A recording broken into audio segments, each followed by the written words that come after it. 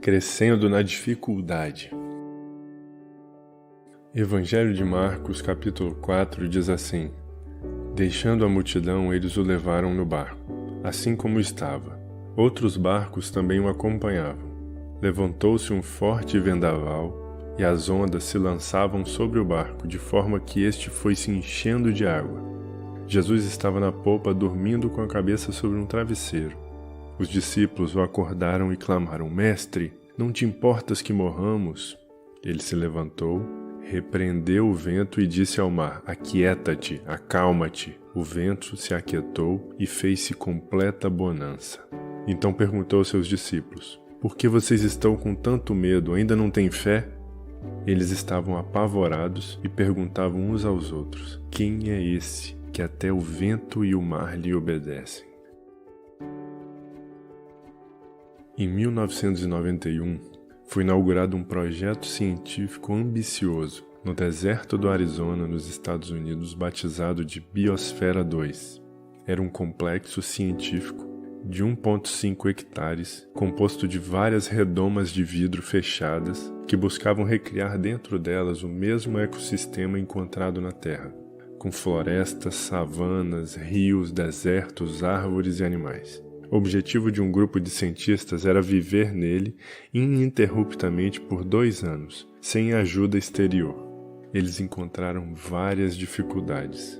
Uma delas foi não contar com o vento. Sem o vento, aconteceu que várias árvores se tornaram frágeis e quebradiças. Muitas delas caíam de repente. Os cientistas descobriram que o estresse causado pelo vento era fundamental para que elas crescessem mais fortes e desenvolvessem raízes mais profundas e mais fortes. Jesus também permitiu que os seus discípulos experimentassem ventos fortes para fortalecer a sua fé. Os ventos foram tão fortes que fizeram com que esses pescadores experientes acordassem em Jesus perguntando: Você não se importa que a gente morra? O final dessa experiência de fé foi, na minha opinião, uma das constatações mais belas encontradas na Bíblia. Eles disseram: Quem é esse que até o vento e o mar lhe obedecem? Quando os discípulos estavam lá no meio da tempestade e eles procuraram Jesus, Jesus estava lá com eles. Jesus não tinha dado uma saidinha, não desapareceu, foi resolver outra coisa, ia voltar depois e largou eles lá. Jesus estava lá o tempo todo. Então, quando você estiver passando por uma tempestade, se isso é o que está acontecendo com você agora, entenda, Jesus não deu uma saidinha e te largou. Jesus não deixou você aqui 1 minuto, desamparado, e daqui a pouco ele volta. Ele está aqui com você. Se o barco está passando por uma tempestade, não importa. Aquele que tem poder de aquietar o vento e o mar está do seu lado, está cuidando de você.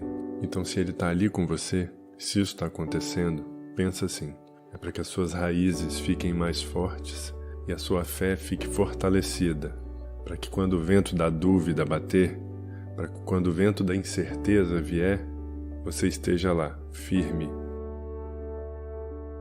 Vamos orar agora? Se você puder, feche os teus olhos e me acompanhe em oração. Pai, nas tempestades da vida, ó Pai, permita-nos confiar somente no Senhor. Obrigado, ó Pai, pelas experiências que o Senhor nos faz passar contigo. Que nós não vivamos dentro da nossa própria bolha, voltados para os nossos próprios interesses, mas que possamos estar atentos ao que acontece ao nosso redor. Nos dá sensibilidade para entender os teus caminhos, para perceber as pessoas na nossa volta, as oportunidades que o Senhor nos dá diariamente. Obrigado pela vida, obrigado pela saúde, obrigado por mais um dia em Tua presença, ó Pai. Que o Seu vento nos direcione para os Teus caminhos e que as Tuas experiências e a Tua sabedoria possam nos fortalecer e criar raízes mais fortes e profundas, para que possamos crescer saudáveis na caminhada com o Senhor, para darmos frutos de bênção. Peço por essa pessoa que está orando agora comigo, ó Pai.